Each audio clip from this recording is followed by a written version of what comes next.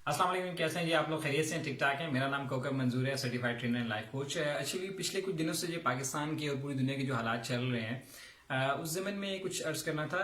हम कोई corona virus की कोई नेगेटिव एस्पेक्ट पे बात नहीं करेंगे। हम उस पर ये बात नहीं करेंगे जी आपको ये दुआ पढ़नी चाहिए या आपको इस तरह से इस्तगफार करना चाहिए या ये एहतियात करनी चाहिए।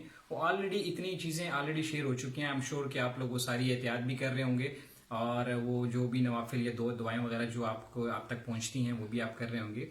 बेसिकली अर्ज ये करना चाह रहा था कि इस सारी सिचुएशन के अंदर जो कि अब लॉकडाउन हो रहा है, मतलब काफ़ी हद तक पाकिस्तान के अंदर इंस्टीट्यूशन तो पहले ही बंद हो चुके हैं, स्कूल कॉलेज यूनिवर्सिटीज़ और कुछ दीगर मराकज़ जो हैं तजारती मराकज़ भी बंद हो गए हैं और कुछ ऑफिस वगैरह भी बंद हो गए हैं।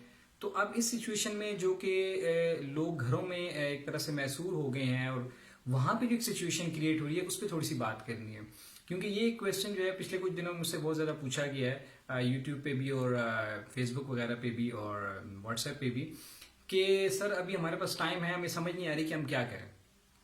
तो देखें, इस सिचुएशन से पहले यानी चंद हफ्तों से पहले तक अगर आप थोड़ा सा गौर करें तो हर इंसान की ज़िंदगी जो है वो एक ख़ास सर्कल के अंदर घूम रही थी। या यूँ कह लें कि अगर कॉलेज का स्टूडेंट है, यूनिवर्सिटी का है, तो वो सुबह जा रहा है, फिर उसके क्विज हैं, असाइनमेंट्स हैं, पेपर्स हैं, वो तैयारी में है, वो एक सेमेस्टर क्लियर करता है, फिर दूसरा करता है। इसी तरह प्रोफेशनल है तो वो सुबह जा रहा है, शाम को रात को लेट आ रहा है, फिर एक संडे का दिन है उसमें वो अपने बाकी मामलात को मैनेज करता है। यानी किसी के पास टाइम नहीं होता था।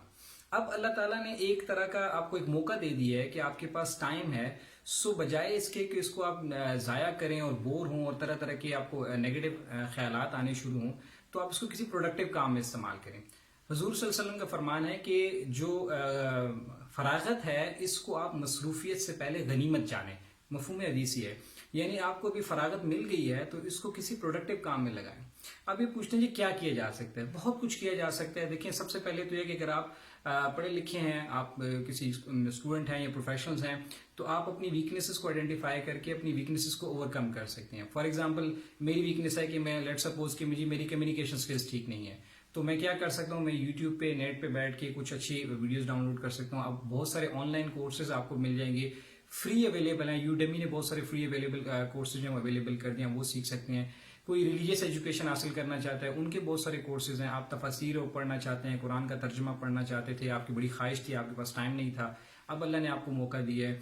आप कोई और कुकिंग की स्किल्स हैं, कोई भी स्किल आप सीखना चाहते हैं, इस वक्त आपके पास मोबाइल आपके हाथ में है, लैपटॉप है, नेट है, आप सारा आपके पास एक्सेसिबल है।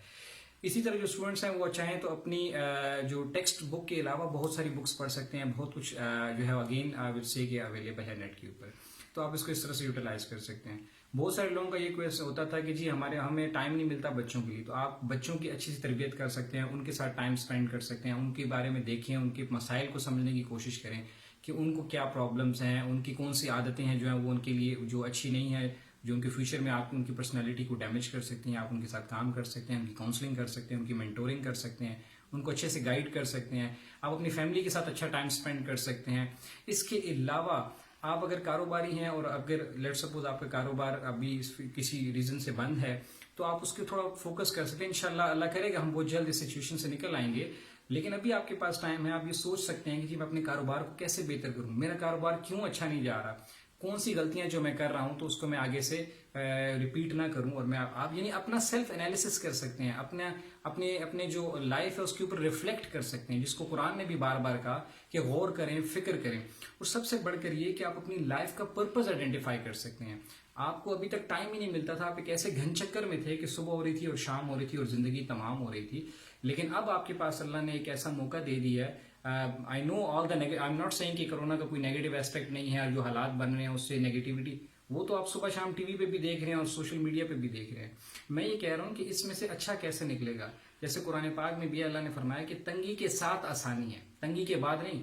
इन्ना माल उसर युसरन, यानी तंगी के साथ आसानी है। तो एक तरफ अगर तंगी है तो अल्लाह ने एक तरफ ये भी आपको दे दिया कि आपके पास टाइम मिल गया।